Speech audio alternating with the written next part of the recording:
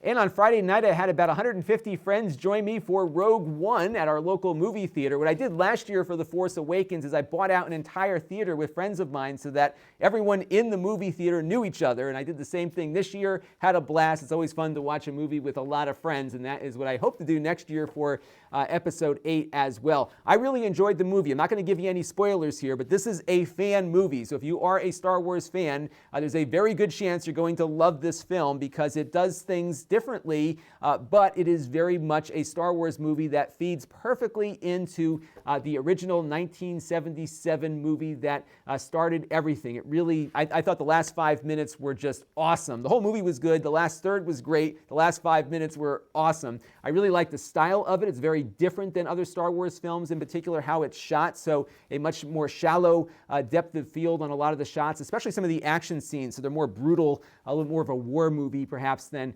prior Star Wars movies felt. A little less fun to me. It was a lot more serious in its tone, but nonetheless, I think for us aging Star Wars fans, this is a really nice gift, and it's fun to see that the franchise has been turned over to fans. Gareth Edwards is a huge Star Wars fan, and he really, I think, had a lot of fun playing with these life-size Star Wars toys as he was putting together this film. So definitely worth taking a look at. The one thing that kind of let me down was the music. It was very understated throughout the entire film. That was probably done on purpose, but the music didn't grab me like it has in other Star Wars movies where it told as much of the story as the visuals did. I think the visuals were better in this film than other Star Wars movies. That's probably a conscious decision that they made, but the score could have been better. But I am looking forward to Episode 8.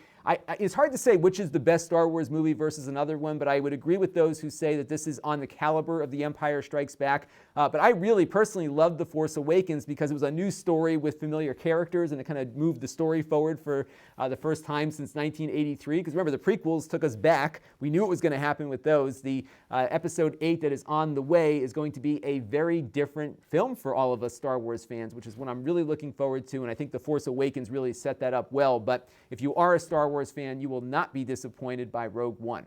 And I have a related book recommendation called Star Wars Catalyst. I have an affiliate link down below there. And what this book is the backstory of Rogue One. So it tells the story of Galen Erso, who is Jyn Erso's father, who designed the Death Star weapon. It talks about his relationship with Krennic, the evil Imperial director guy, as well as Krennic's relationship with Tarkin, which leads to all the major events in the film. And what's cool about this book is that it really sets up the story, but doesn't give anything away as to what happens in the film, because it all takes place right when they run away and end up in the place where Krennic finds them at the beginning of the movie. So it really is the setup for this film, and I really enjoyed it. In fact, I got the audio version of it to listen to in the car as I've been driving around this week and last week and the week before that. It's about 11 or 12 hours long, and it was really well produced. You have a narrator, but he does all the character voices. He actually sounds a lot like the actors that you'll see in the movie, and they have sound effects. It really plays out like a radio play might. A really nice way to enjoy this, especially if you're a Star Wars fan. And if you haven't seen the movie yet, and even if you have, definitely check it out, because it really sets up a lot of the motivations behind the characters who lead to the events in the film, and actually made the film more enjoyable to watch, knowing some of those things ahead of time. This channel is brought to you by my Patreon supporters.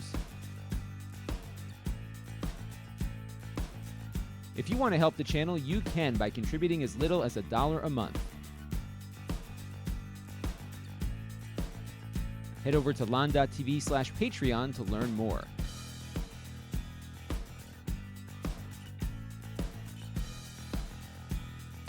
And don't forget to subscribe. Visit lon.tv/s.